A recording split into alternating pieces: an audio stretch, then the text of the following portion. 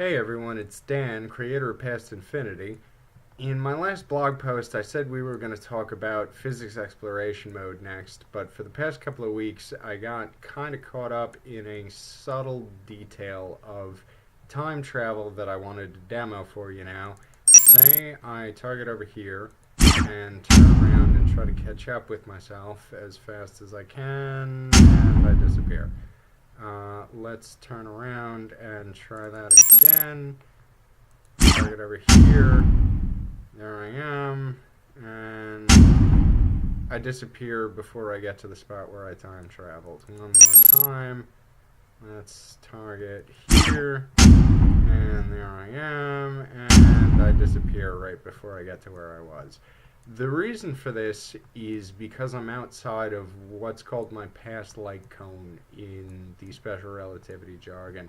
If I time travel a couple of times really quickly, notice this big pinkish sphere here. This is what I like to call the sphere of paradox, or you could call it the past light cone.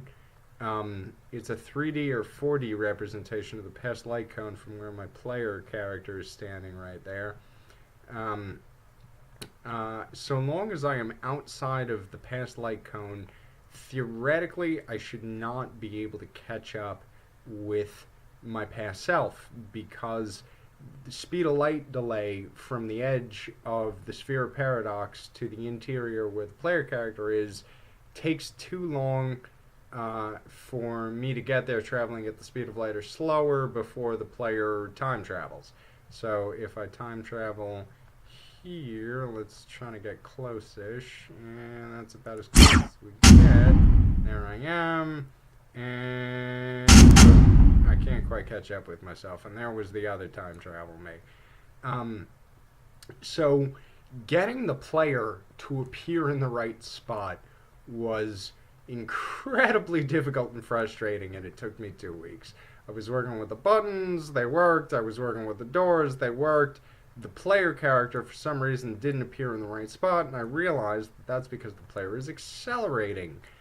As I move through the space, my acceleration's changing, my history is being recorded, I time travel, there I am, and that player character is accelerating as I was in the past.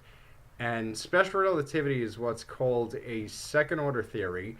It depends on two sets of derivatives, basically the velocity and the acceleration.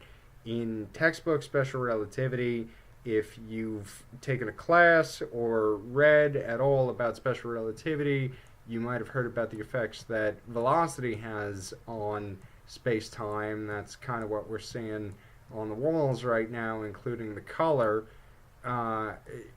But less talked about is the effect of acceleration until you get to discussions of general relativity. The game is based on a physics engine or module by the MIT Game Lab called Open Relativity.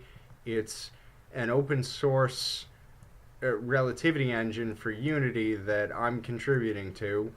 I have to thank those folks profusely for the engine. Your engine rocks. Thank you so much. I'm not affiliated with them, by the way, but I'm contributing to the repo, and the engine did not handle acceleration. So now it does. That's back up on my fork if you care to take a look, or you could wait for the game and see it in action. So what is the game about? Well, you notice some of the puzzle elements. It's a puzzle game, I'm kind of trying to pay homage. The game's heavily influenced by Portal, which I love, but I want to give you a totally different mechanic, which is the time travel. And the various puzzle elements that operate, slower than light and faster than light through the space.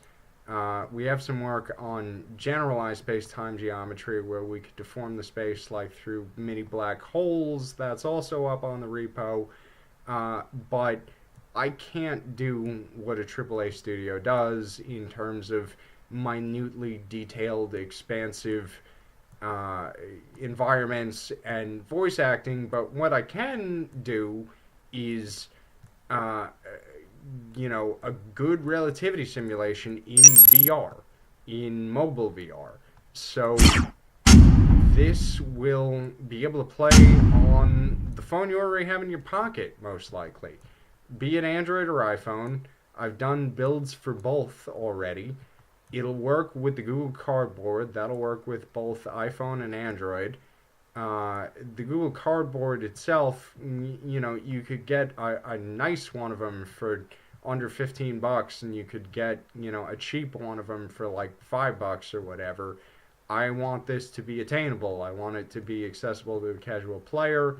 I aim to have interesting and challenging puzzles that make you think without being uh, overly difficult, but I also want to introduce people to the relativity concepts, which is why we'll be talking about physics exploration mode next week, where as you open up new levels in the game, physics exploration mode will let you explore the various new puzzle elements that are added and help explain the pretty complicated physics that are going on in a simple way. I like to think that anyone can understand any topic in the universe if they poke the controller. So, yeah, we'll talk about physics exploration mode next week.